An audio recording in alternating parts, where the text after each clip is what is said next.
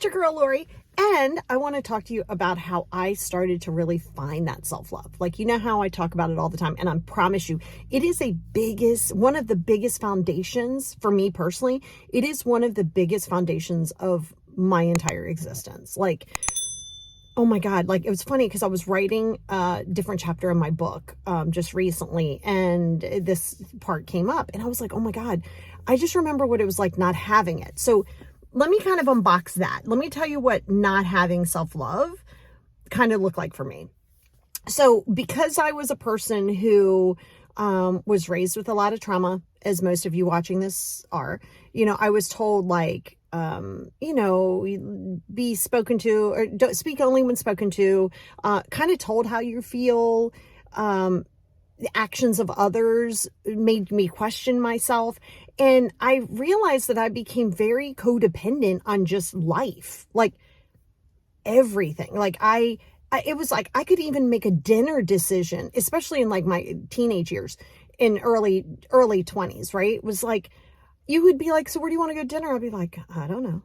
And I really didn't know because I didn't even know what I liked. I think I was like, well, I like Italian food. But then I was like, well, but what if this person doesn't want to go there? Like people pleasing on the next level. And that was the biggest thing. When you are a people pleaser, you are lacking self-love. Let me just put that out there for you. Yes, it's trauma. Yes, I know why it happened. Lived there, done that, bought the shirt, took the trip. Don't recommend it. But you're here now, right? And so you have to realize that when you're doing that, you're still seeking that external validation. And it became almost like, I don't want to just call it depressing, right? Because it was depressing. I was stayed in a depression, but it was like, it was almost like I relied on other people to tell me who I was. And so that was that big time of self-love, like the distance of the self-love. I didn't have that, the detachment of self-love. And I was very attached to things, very attached to property, people, things. Oh, if I have it, if I have it, oh my gosh, it's mine. I can't let that go. And I think it's because so much of my life was kind of up in turmoil, after mom passed away and we lived in a van for a while and like all my stuff was gone. And then we had an apartment and I had my boom box. It wasn't even a boom box. It was like a detachable, you could take the speakers off. I know I'm dating myself. And that was like one of the things I had left. Well, I came home from school one day in high school and my dad was like, oh, I went to I always listened to music. It was like my mecca. Music has always been my thing. Hip hop is always my jam, but like it has always been my thing, music. So I'd come in and just decompress from the day because I was already stressed. And I went in to turn on the radio and there was no radio. I was like, where's my radio? And it was on my toy chest. It was the only thing I had left from growing up as a kid, really. And my dad goes, oh, I think we were robbed. I was like, wait, what? Mind you, that's the only thing missing. That's the only thing missing. It's the only thing gone. No windows are broken, nothing. And I mean, I'm like 14, 15, and I'm like, oh my God, are you serious right now? Like my music is gone. Like I'm gone. And I realized my dad sold it for money. Like, so he could get drinking money or gambling money or something. Maybe he owed somebody something. It is what it is. It's literally, I'm through it. It doesn't bother me now. But back then it was almost like that got taken from me. So when that happened, it actually, in some ways, because everything negative has a positive connotation if you allow it to. And I didn't know it then, but as I was going through my healing, I did. I was like, well, wait, this also taught me that maybe I can't have my music to be my escape. Have my music, enjoy my music, get emotional with my music, but don't be reliant upon it. And I actually really did need that. And so, yeah, it was crappy. So it was all of these things that I was looking for that peace. I needed my dog, or I needed this, or I needed that, which are all great things to have. And I didn't really start finding that self-love till my first psychiatrist, who was, and I talk about him a lot. I always say he's short because he was from the Philippines. And, he really taught me. He said, you're going to have to go through the fire a little bit. And he was very, very brutal. Remember, he tried to he did. He let me go. He was like, you're too much of a victim. Basically, he said, too much of a victim after we had been in sessions for a while. And yeah, I'm done. Like, this isn't effective for you. It's not effective for me. And people have a right to do that. You can get your feelings hurt all you want. But he was 100% right. Then, of course, a week later, I was like, okay, I'm sorry. I'll do whatever I need to do. But it wasn't a codependent thing. And he was like that. He was like, well, why? Like, don't just come back because you're like, have this attachment to me. And so it made sense because I was like, no, I really don't want to have to be so reliant on everybody. And so one of the first things that I started doing was writing letters to myself. I did. I started writing letters to myself. Well, dear Lori, like I addressed it to myself and said, listen, what do I like about myself? And it was a blank piece of paper.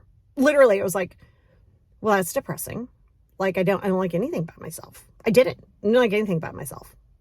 I was told I was, stupid, ugly.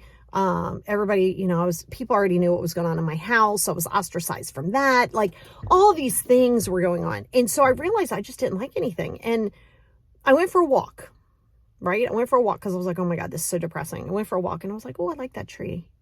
And it just, I don't know, it just made me feel good. And I was like, well, that's weird. I hugged the tree and I was like, oh my God, that really makes me feel good. So I started walking and I was like, I kind of left that letter kind of like open because of just, dear Lori, what do I like? And it was like nothing there. And I was like, I like walking. I like walking. And when I was talking to my guy, he was like, well, what do you like about it? I said, well, it's quiet-ish. Like it's quiet from the outside chatter. It's peaceful. It makes me feel like I belong. And that was the start of me going, oh my God, I can do this. See, you only need one thing. It could be something simple and silly. It could be me giving you this frog and all of a sudden you're like, I am in love with making these frogs. Like I want to make them. I want to give love in them. I want to put the little heart in there like they do at Build-A-Bear. Like this is what I want to do. It takes one thing, but you have to be willing to not know. See, I didn't know what I liked. I didn't know who I was. And the more I looked for it, the less I found it. See, you can't say, I need to know who I am. I'm going to go on this mission. Yes, you are going to go on this mission. Absolutely. We do that in our sessions. But you have to not desire to know who you are. I know that sounds weird, but that's self-love, right? Because then once I started realizing, oh my God, I have this as an anchor space. Every time that we're done something or the world happens, I can go to the woods or I can do whatever. But then we start working on all of my mistakes or things I thought I did wrong or things like that. And wrote a letter to myself on what was I benefiting from for holding on to this. And there was no benefit. So I said, well, but I still feel bad about it. Okay, well, can I do anything about it? And then that's when I started practicing mindfulness. Again, super amazing Filipino man. He was Buddhist as well, but it was very, very helpful because when you start getting into the space of saying, can I do anything? And this was ego. So yes, trauma, big time ego. My next video is on how I dropped my ego, but because it's very humbling. Because if you don't drop your ego, oh my God, you're going to live in it for the rest of your life. And it's not a place to live. I promise you, it's not. It's a very lonely, angry, hostile place. But when you're in the self-love, because I always thought self-love was like, I don't know. I thought I was supposed to just be like, oh my God, I'm amazing. Which, by the way, I do hug myself pretty frequently. And you should hug yourself, right? Because you got to give yourself the embrace. Really hold on to yourself. And as I started going, you know what? It's okay that you're not perfect. Other people's stuff. And again, it's a practice. This is a lifelong self-love journey. I'm still on my self-love journey. I mean, I'm way further along than I was, and I practice it every single day. But I found it unintentionally, intentionally. You know what I mean? Like, I was like, oh my God, I felt bottomed out. And for so long, when I would hit bottom, I would fall into that, oh my God, my life is miserable. Like, I'd fall into that hole. And I was just like, I just felt numb, when I'd write that letter to myself. But I was like, well, I've got to do something because sitting here isn't it. And I wasn't looking for anything. I was just, let me go somewhere that's quiet. And it just really works. So I don't know if going to the woods is going to be for you. It might be going to the beach. It might be drawing. It might be doodling. but it's got to be something that you know is yours and yours alone. It doesn't have to be anything else. And then it's going to be a daily practice. And you have to remember that in that self-love journey, the moment I was able to release things, and I still release things because I'm a flawed human being, I'm still going to screw things up. It's going to happen. But when you realize that your flaws are what make you beautiful and what gives you the lessons and those failures and things like that, that's where you start getting your self-love. And that's really how I started to find my self-love, unintentionally, and not trying to force it, not trying to say like, I got to feel better right now, because that will never serve your best and highest good. But yeah, that's it in a nutshell for me. And it's always going to be my lifelong journey to continue it.